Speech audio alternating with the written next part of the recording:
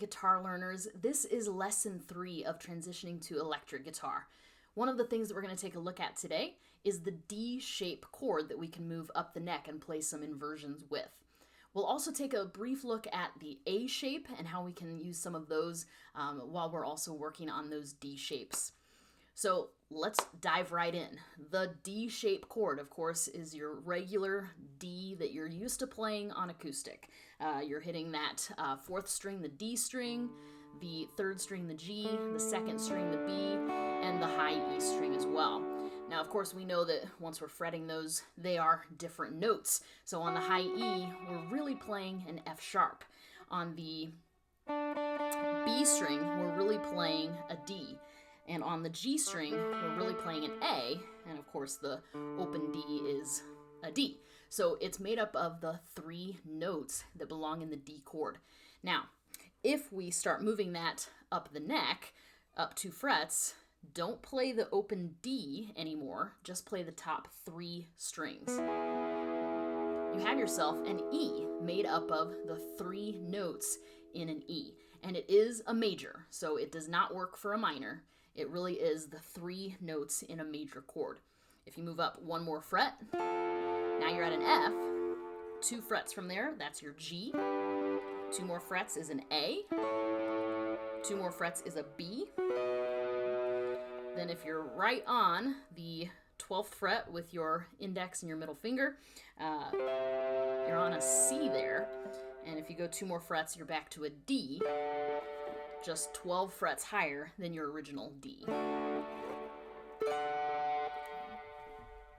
So you can use those chords all the way up the neck, however you would like them to be.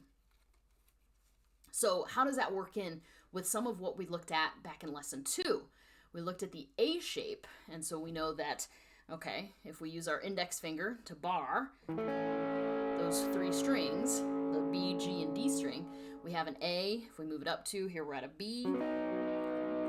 So let's say you're wanting to play an E and a B. Well, you could certainly play your E right here, and then use that bar to go right to a B after that. E and B go together a lot. Alternatively, you could play your E right here on your 9th fret. So again, your A moved all the way up to your 9th fret. There's your E and your B. So you have all these options with which chord you want to play, and depending on the song, one might sound better than another. So let's say you're down here, you've got your B, you've got your E. What else might be in there? An A.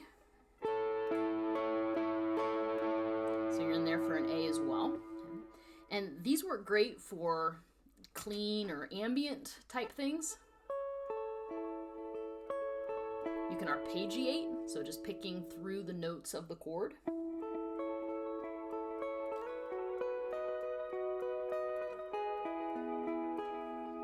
Something like that.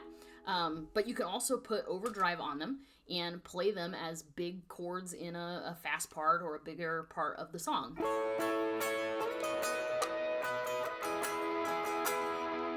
Maybe put a little more overdrive on it than what I have today. Okay. But those are some ideas about what you can do with those major notes. So what else is there? Well, along with that D shape, you can also put a suspended note on top of it, and it gives it a little different flavor. So here's your D. Here's your D suspended by dropping your pinky right behind your ring finger. Now, if you just play the top 2 strings, what you're looking at there is actually part of a G chord. So if you're wanting to do a little less moving around, you can play your D, and then don't fret, but maybe just touch your index finger to your G string so that it's not ringing out. And there you've got a partial G chord that kind of sticks out in the mix and it doesn't get lost. So I would do that up here too. So here's my G. If I kind of put that suspended finger down, that's a C. That's a C note. Just a little bit higher up. So how could we utilize this? Well, if you're just wanting to go back and forth from G to C back to G, you could do it that way. It also comes into play when you are fretting with your A shape. So here I am on my 5th fret. This would be my C chord. If I use that pinky to then grab on that 8th fret, it's still a C, but it just gives it a little different flavor. So maybe if you're hammering a C on your way into a chorus, you can add that pinky finger in on that 8th fret to give just a little extra on that C note or C chord. And that can be done everywhere. So if you're on the 7th fret, your D chord, same idea. Let's say you're playing a G chord in the D shape though. So we're on the 7th fret there. So there's your G. Another way that you could play it is switch up your fingers. So now my pinky is on my G string, my middle finger is on my B string, and you could bar with your index finger to also hit that high E. So you could play it just a little differently. Sometimes I just play the B and the G, and that's just a dead note that doesn't get played. So let's say you're playing a G and you want to give it just a little extra punch.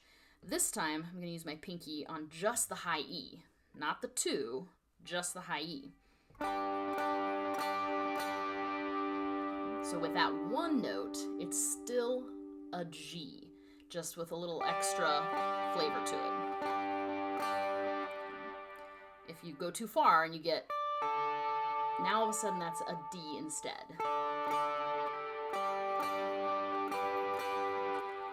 But you have a lot of different flavors that you can play around with and just see what sounds best in any given song.